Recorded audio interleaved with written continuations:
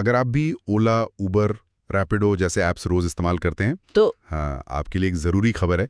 सरकार ने ना कुछ नए नियम जारी किए हैं। मोटर वाहन एग्रीगेटर दिशा निर्देश 2025। जी, एग्रीगेटर मतलब वही कंपनियां जो ऐप से ड्राइवर और आपको मतलब यात्रियों को जोड़ती हैं। हाँ बिल्कुल।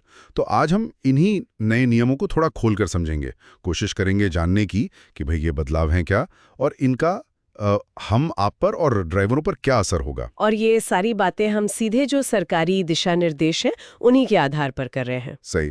तो चलिए शुरू करते हैं। सबसे ज्यादा जिस पर बात हो रही है किराया। कहा जा रहा है कि पीक आवर्स में मतलब जब डिमांड ज्यादा होती है तो किराया बेस फेयर से डबल यानी 2x तक जा सकता है। हाँ, पहले ये लिमिट 1.5 गुना 1.5x थी। तो क्या इसका मतलब सफर सीधा महंगा हो गया? जरूरी नहीं। देखिए, ये 2x जो है वो ऊपरी सीमा है, मैक्सिमम।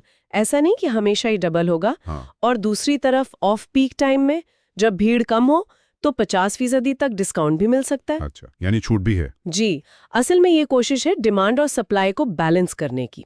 और एक और चीज है इसमें, अब कम से कम 3 किलोमीटर का एक बेस फेयर तय किया गया है। 3 किलोमीटर? हाँ, और इसमें वो दूरी भी शामिल है जो ड्राइवर आपको पिक करने आता है ना खाली चलकर, जिसे डेड माइलेज कहते हैं, उसका खर्चा भी इसमें जोड़ा गया है। ओके, तो मतलब छोटी राइड पर भी ड्राइवर को कुछ ठीक ठाक मिल जाएगा। बिल्कुल।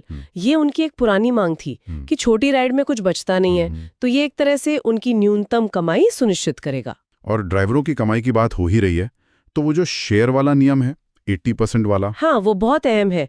अगर गाड़ी ड्राइवर की खुद की है तो जितना भी किराया बनेगा उसका कम से कम 80% हिस्सा ड्राइवर को मिलेगा। और अगर गाड़ी कंपनी की है? अगर गाड़ी एग्रीगेटर की है तब ड्राइवर को कम से कम 60% मिलेगा। ये तो बड़ा फर्क लाएगा उनकी कमाई में। बिल्कुल, ये सीधा सीधा ड्राइवरों की कमाई सुधारने और उनको थोड़ी और सुरक्षा देने की तरफ एक कदम है। बहुत टाइम से वो कह रहे थे कि हमें किराए में ज्यादा हिस्सा चाहिए। सही बात है।